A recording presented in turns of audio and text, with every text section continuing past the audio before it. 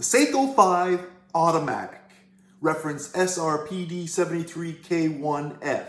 Is it a diver or is it a diver-inspired wristwatch? Let's take a look.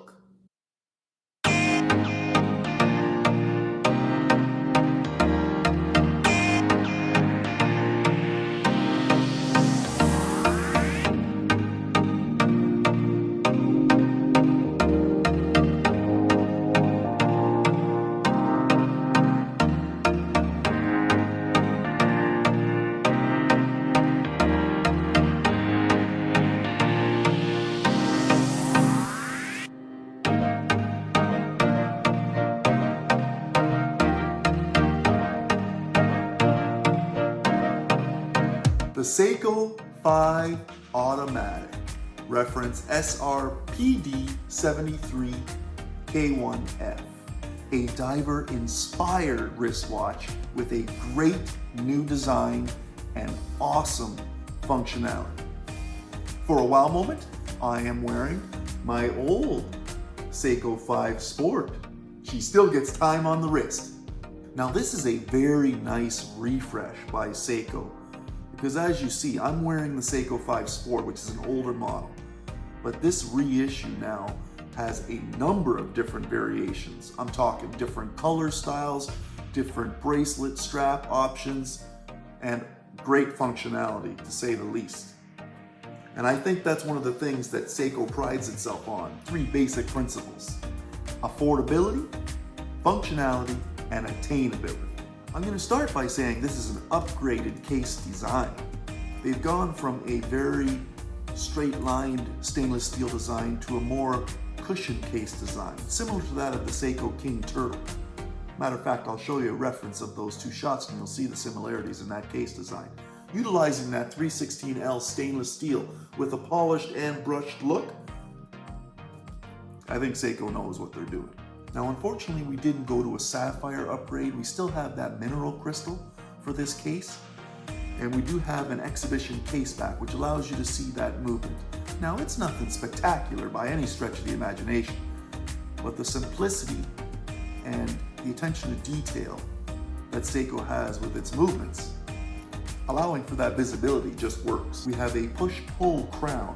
And no, it's not screw down. I know that's an issue for some people. And for me personally, if I'm gonna go in the water, I want a screw down crown. It just gives you that peace of mind, especially with the added 200-meter water resistance that most divers would have.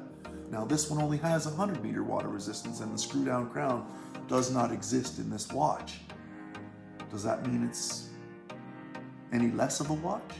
Well, no. I still think they hit the ball out of the park with a lot of the other design features, including putting it at the traditional 4 o'clock position. Now the case is 42.5 millimeters, but overall, she probably wears closer to 40 millimeters on the wrist, thanks to that wonderful lug to lug. We're looking at only 45.3 millimeter lug to lug, with a 22 millimeter lug width and an overall thickness of 13.4 millimeters. Now, one fantastic thing about this piece is that with the weight of that mesh stainless steel bracelet, you're only looking at 138 gram weight total, watch and bracelet. Can't beat that. Now you've got comfort as well as functionality.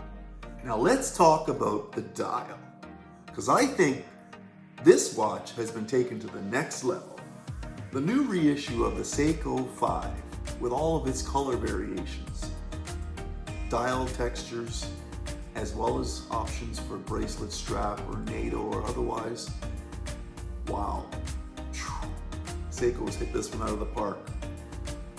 But the SRPD73K1F in particular, it is a rock star. Now with that black that it comes with, depending on which way the light hits it, it can give you a copper sheen, a bronze tone. It's just unbelievable, with a sunburst effect. It doesn't get any better than that. And I'll show you some close-ups as well, but it just kills it. And then you think about, well, what have they done to the indices and the hour markers and hands.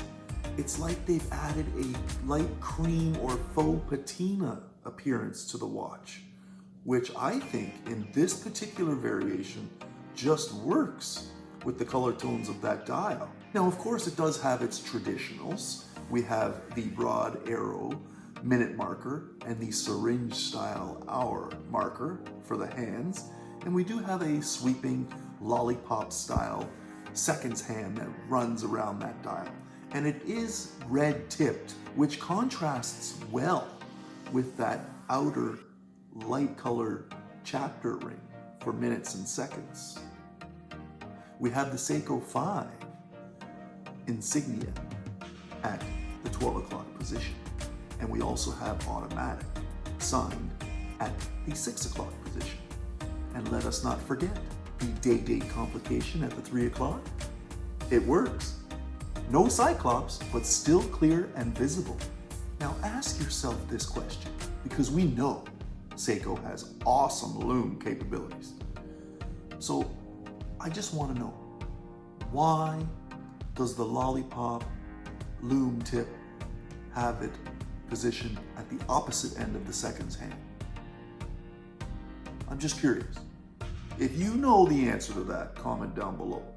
But I think the overall color tone with that black, almost looking like a brownish black color, it just works with that faux patina indices and hands coloration. It adds a vintage charm and rich and classy look to the watch, which is not something or how I would describe my original Seiko 5 Sport. Now the movement for this beauty, the Seiko 5 Automatic, is the in-house Seiko movement 4R36, a very reputable and functional timepiece movement, also utilized in the Seiko King Turtle. It runs at a fantastic 21,600 vibrations per hour. It has a 40 to 42 hour power reserve, depending on how you have that mainspring fully charged, and is a 24 jewel movement, which is visible through that exhibition caseback. A nice touch for Seiko. It is a automatic self-winding movement that allows you, with that exhibition caseback, to take a great look at the simple movement inside this timepiece, and does its job to move those three hands and that very simple but stylish day-date complication. And now the rock star for this Seiko 5 Automatic. And I'm talking about the bracelet. That's right. My first opportunity to see a Milanese mesh style bracelet on a Seiko 5. It is a great finishing touch by Seiko on this one. Matter of fact, I'm looking to even get this mesh Milanese bracelet for my Seiko King Turtle. It's that good. I mean, it's not a diver watch, right?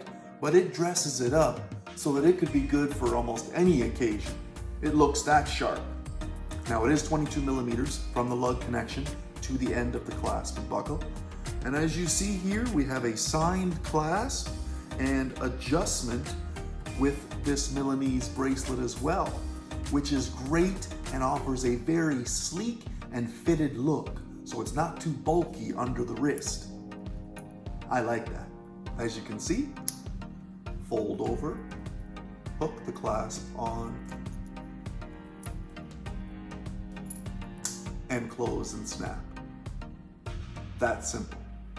This thing's super attractive. I just love it. Matter of fact, it reminds me of the No Time to Die Omega Seamaster 300 Professional. It looks that good.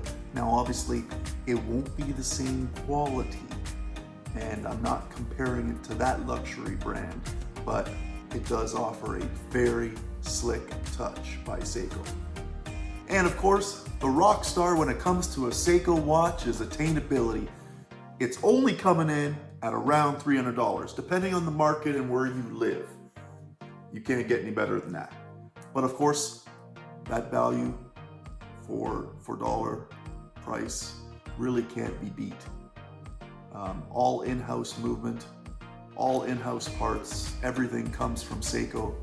Easy to repair, easy to maintain, and easy to have fun with.